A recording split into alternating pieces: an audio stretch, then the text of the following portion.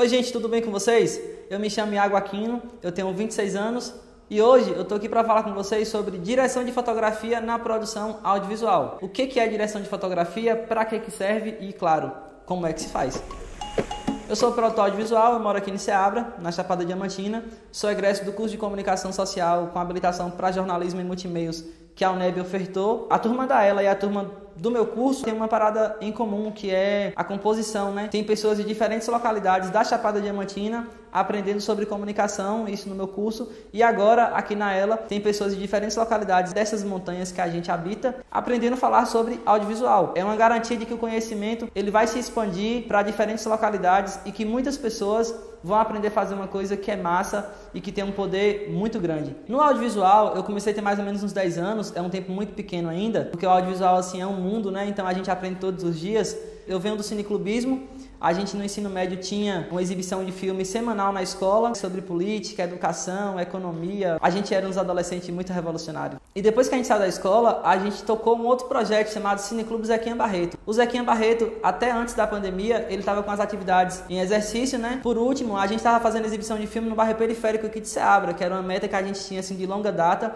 E começou a rolar num formato muito massa. O primeiro contato, né, que eu tive com essa linguagem cinematográfica foi através do Cineclube. A gente fazia tudo de forma voluntária, né? E acredito que seja por isso que eu me apaixonei tanto por essa linguagem. Foi um gancho para eu começar a trabalhar com fotografia, para eu começar a trabalhar com audiovisual. Em 2011 eu lancei o site euquerover.com, que é um site de cobertura de evento que está no ar. No Eu Quero Ver a gente trabalhava geralmente com fotografia, mas o tempo foi passando e a gente também foi trabalhando com vídeos. Então, basicamente, o audiovisual começa a transformar a minha vida depois que eu comecei também a acessar outros mercados. Então isso foi uma coisa muito positiva para mim. Embora eu atue no mercado comercial, uma coisa que eu nunca deixei de fazer foi colaborar com as coisas que eu acredito, né? A minha militância midiática, ela vem comigo há muito tempo. Hoje eu sou um colaborador periódico da Mídia Ninja Nacional. Através de coberturas colaborativas, a gente manda um pouquinho de informação da Chapada lá para a página da Mídia Ninja e aí o Brasil inteiro vê, o mundo inteiro vê. Eu já contribuí também com algumas reportagens que foram publicadas na TVE, foram publicadas em outros canais também. Em agosto do ano passado, foi lançado no canal Futura o documentário Prova Escrita. Foi um documentário gravado aqui em Ceabra, que aborda sobre evasão escolar. E nesse documentário eu assino a segunda direção de fotografia e eu fiz durante mais ou menos uma semana a primeira direção de fotografia do filme. São pistas que levam aos corações dos estudantes. Quando chegou agora na época da pandemia, a gente falou, velho, lascou, velho, o que a gente vai fazer, né? O Eu Quero Ver, que antes só fazia cobertura de festa, teve que se reinventar e passar a fazer outras coisas também. E a gente então resolveu antecipar o lançamento de um projeto antigo que nós tínhamos. Eu trabalho com mais uma equipe de 4 pessoas aqui no escritório e aí a gente começou a se reunir, trocar ideia e rolou. A gente fez o quê? Lançou a página do Eu Quero Ver Filmes, que é o EQV Filmes. O arroba tá aqui do lado também pra vocês assistir lá, curtir, seguir e é nóis. Bom, gente, então assim, é isso que nós somos, né? O Eu Quero Ver é isso, o Iago é isso. A gente trabalha com audiovisual todos os dias, basicamente. E a gente exercita muito a prática da direção de fotografia nos nossos trabalhos. A gente já começa assim na proposta de desmistificar, de causar discórdia mesmo assim e de contar verdades. Vou falar o que agora? Tudo que vocês imaginam que é o diretor do filme que faz, não é ele que faz, é o diretor de fotografia. Bom, direção de fotografia na prática é o que a gente assiste. É o que a gente vê. Na prática, a direção de fotografia é isso. É o que é visual, é o que a gente está enxergando no final da produção. Mas para isso acontecer, tem muitas outras pessoas envolvidas. Então assim, a gente começa a falar de direção de fotografia e é importante separar uma coisa que muitas pessoas confundem. O que é que o diretor do filme faz e o que é que o diretor de fotografia faz? O diretor do filme, eu costumo dizer que ele é um generalista. Ele começa a dialogar com todo mundo antes das gravações, coordena ali um ator, uma atriz e fala assim, tá tudo ok, podemos gravar? Essa basicamente é a função do diretor. Ele pensa a concepção do filme dele e aí ele chama as outras pessoas, né, para poder ajudar ele a executar. Já o diretor de fotografia, eu costumo dizer que ele é responsável por tudo que a gente vê. Tudo que a gente acha que é o diretor do filme que faz, é o diretor de fotografia. Porque no final das contas a gente consome o que a gente vê na tela. Então assim, o diretor de fotografia, ele pensa, por exemplo, se ele quer uma luz mais quente ou se ele quer uma luz mais fria. Luz quente, uma luz mais amarelada, luz fria, uma luz mais azulada. Mas o diretor de fotografia não só faz isso. Ele também decide se vai ser gravado com uma câmera, se vai ser gravado com celular, se for com câmera, que tipo de câmera vai ser, que tipo de lente vai ser. Tudo isso é o diretor de fotografia que pensa, porque ele é a pessoa responsável pela parte visual de imagem do filme. Então ele decide qual foco vai ter naquela imagem, que tipo de ângulo ele quer, que tipo de enquadramento ele quer. Tudo isso tudo que é visual é de responsabilidade do diretor ou da diretora de fotografia. Eu levei um tempo até entender de fato o que era isso, mas aprendi e hoje estou aqui compartilhando com vocês. Então, existe essa diferença. O que não quer dizer que o diretor de fotografia só faz fotografia e que o diretor só coordena a galera. Não, não é isso. Porém, quando você tem uma produção específica, que tem uma equipe envolvida, é assim que funciona. Cada pessoa vai trabalhar ali no que melhor entende. Mas também, assim, com um pouco do que o diretor, a diretora de fotografia traz consigo, né, o repertório deles. Galera, acho interessante a gente dar uma voltada um pouquinho no tempo e lembrar que produzir audiovisual antigamente era muito mais difícil do que produzir audiovisual hoje. Eu até me arrisco a dizer que a gente passa por um início da democratização do acesso ao audiovisual. Ainda é muito caro, só que assim, hoje é possível fazer um filme com celular. Se é possível fazer um filme com celular e levando em conta que muitas pessoas têm um celular, a gente pode dizer que está iniciando um processo de democratização dessa linguagem. Então isso é bom. Mas antigamente era muito diferente. A gente tinha câmeras extremamente pesadas, tripés, todos os acessórios eram muito pesados. Outra coisa, não era tão simples quanto agora, que você grava quantas vezes você quer, corta quantas vezes você quer, joga no computador, edita. Antigamente a parada funcionava com outra concepção. Se não existia cartão de memória, Iago, como é que as pessoas gravavam filme antigamente? Com rolos de filme, analógicos. A gente passou por um processo do cinema mudo também. Para você ser um diretor de fotografia ou uma diretora de fotografia competente, acho que uma das primeiras coisas que você precisava era ser bom em matemática, porque você precisava saber quanto tempo aquele filme ia durar, você precisava saber qual era o ISO adequado para você aplicar naquela câmera para aquele filme, e quando vocês acham que é só isso, não é só isso. A quantidade do nitrato de prata, que era um elemento utilizado para a revelação dos filmes, era decisivo no processo do pós-edição. Então, para revelar um filme, se você errasse o tanto do nitrato de prata, você podia colocar o filme a perder e aí, ó, acabou, já era, não tem como gravar de novo, porque era tudo muito caro e a logística era extremamente difícil. Véi, se eu fosse um diretor de fotografia antigamente era um desastre, que eu sou péssimo em exatas, véi. Eu costumo dizer o seguinte, na direção de fotografia, a gente consegue aplicar diversos elementos, né? Elementos de sentimento mesmo, assim, de tristeza, de alegria. A gente consegue, através de um movimento de câmera, por exemplo, deixar as coisas mais atraentes, né? A gente consegue, através de um foco, de um desfoco, deixar as coisas mais misteriosas, né? Deixar as coisas mais sucintas, mais agradáveis de se assistir. E aí, quando você vem com tudo isso e coloca uma trilha sonora, aí fica mais maravilhoso ainda, né? Envolve o foco, o desfoco, a tonalidade daquela imagem, se tem um movimento de câmera para um lado, se tem um movimento de câmera para o outro, se subiu, se desceu, tudo que o diretor de fotografia aplica com a proposta do que o filme quer passar, né? Então, assim, o diretor de fotografia entendeu a ideia do diretor geral do filme e aí ele aplicou através do repertório dele, né? Ele aplicou na direção de fotografia esses elementos. Então, assim, o diretor de fotografia também tem que ter um repertório interessante para ele conseguir atender a necessidade que o diretor e que a própria obra cinematográfica exige. Então, gente, a partir de agora a gente já pode separar as coisas. Quando vocês ouvirem falar de fotografia de um filme, vocês não vão mais ter essa ideia de que essa é uma foto do filme, né? A foto do cartaz, a foto, enfim, do making of do filme. Vocês vão entender que a fotografia de um filme envolve tudo que é de imagem, tudo que é estética, tudo que tá no visual do filme, o foco, o desfoco, a luz que foi usada. Vocês vão avaliar os filmes de outra maneira. Ih, vai começar a treta. E já que a gente tá falando de direção de fotografia, eu vou trazer uns exemplos de filmes pra vocês, que são filmes que eu consumo e que eu gosto, e que são filmes regionais, filmes do Nordeste.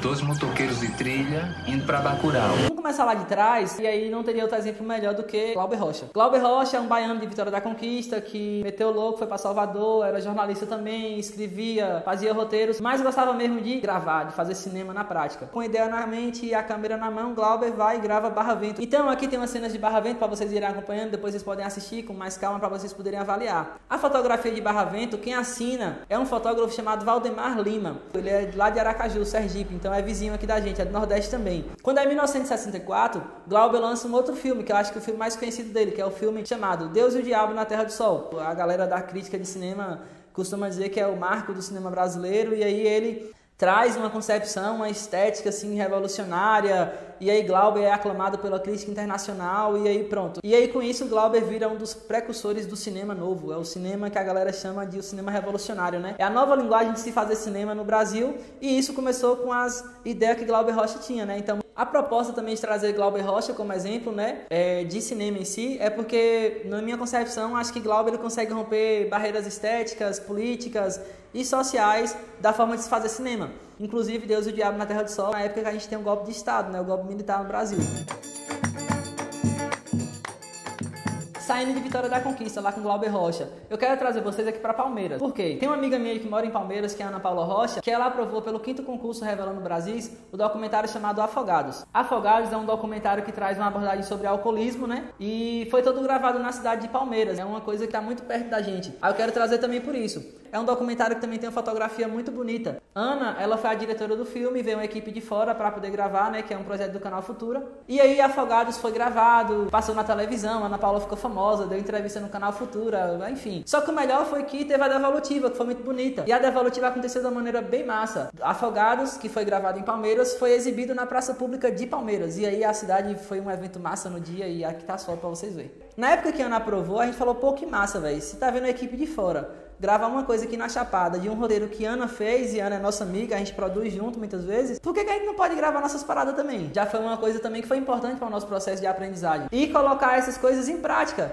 Só que aquilo abriu um outro horizonte e a gente falou, velho, vamos fazer isso também. E a gente fez. Bom, galera, Afogados, basicamente, eu trouxe Afogados pra poder valorizar o que é nosso aqui, né, velho? Porra. E a gente fala de Ana pra poder dizer pra vocês que é possível fazer cinema, é possível gravar, é possível produzir audiovisual, mesmo estando aqui no meio dessas montanhas que a gente habita. Nós temos produtores e produtoras, diretores de fotografia, diretores de filme. Você que tá assistindo essa videoaula também pode produzir suas paradas. Já que a gente já tá aqui na Chapada Diamantina e Palmeiras fica bem pertinho de Seabra, eu quero falar pra vocês sobre Não Tem Progresso Sem Acesso. É um documentário que nós gravamos em 2015. Nós quem, Iago? Eu, Bárbara Lima, Carol Rocha e Erika Almeida. Nós 4 cabeçamos um projeto de que a gente tinha que gravar um documentário sobre a triste realidade que os alunos do IFB enfrentavam por conta da estrada. Acho que muitas pessoas devem conhecer essa realidade. Essa gravação do documentário Não Tem Progresso Sem Acesso foi importante pra gente meio que começar a entender como é que funciona essa logística de uma produção. Então, Carol e Bárbara ficaram mais ali nessa função de produção, de fazer contato com a galera que ia ser entrevistada e tal. Eric dirigiu o doc e eu assinei a fotografia. Mas todo mundo fez tudo junto, foi um processo muito gostoso. Mais uma vez também falando de produção daqui da Chapada, uma produção local, uma produção da gente. E dizendo pra vocês, se tiver com as ideias, escreve o roteirinho, vai lá, grava, porque é possível fazer as paradas, entendeu? Então, mais uma vez, reforçando essa proposta, né? Se eu gravei, se Carol gravou, Eric gravou, Bárbara gravou, galera, você também pode gravar a parada, entendeu? Só tem que tirar a bunda da cadeira e tirar a ideia da cabeça, assim. Tem que fazer acontecer o negócio, entendeu? Por que tem que fazer acontecer o negócio? Porque se a gente que mora aqui não fizer, os alienígenas, a galera lá de fora vai chegar e vai fazer, e aí, enfim, vai tomar conta da parada. A ela é essa oportunidade de a gente aprender a fazer audiovisual e produzir com as nossas próprias mãos, com as nossas próprias ideias e falar das coisas que a gente vive, porque quem mora aqui, quem vive aqui somos nós. Então, quem tem propriedade para falar do que é a Chapada e para falar das coisas da Chapada somos nós. Então, vamos botar isso em mente, vamos absorver isso e ser isso mesmo, vai, tá ligado? Tipo, se é nós que mora aqui, vamos gravar essa parada, porque nós também sabe escrever, nós também sabe gravar, nós também sabe editar. Dando sequência, já falando de produções nacionais, eu quero trazer um filme pernambucano chamado A História da Eternidade. Esse filme eu tive a oportunidade de assistir, meio que o lançamento dele na Mostra de Cinema de Conquista, em 2015. Na oportunidade eu conheci Camilo Cavalcante, que é o diretor do filme, e foi um debate massa que rolou depois da exibição. É um filme que tem uma fotografia, assim, muito bonita mesmo, fica admirado. E um longa-metragem que não parece ser um longa-metragem, o mais interessante é isso. É um filme que te conduz, assim, e que traz realidades que eu tenho certeza que é conhecida por muitos de nós, né? Desse êxodo, dessa ida para São Paulo, dessa pessoa que vai, dessa menina que é apaixonada, desse cara que é apaixonado. Enfim, um enredo marcante, eu falo, chega a me arrepio, porque é um filme assim muito forte. Então, mais uma indicação de filme, de avaliação de fotografia, assistam A História da Eternidade. Também está disponível no YouTube, tá de graça para todo mundo poder acessar e assistir. Quem assina a fotografia é Beto Martins, um cara que é referência também no mercado audiovisual hoje, na direção de fotografia. Ele assina vários projetos massa. Que pode uma criatura, se não entre criaturas, amar?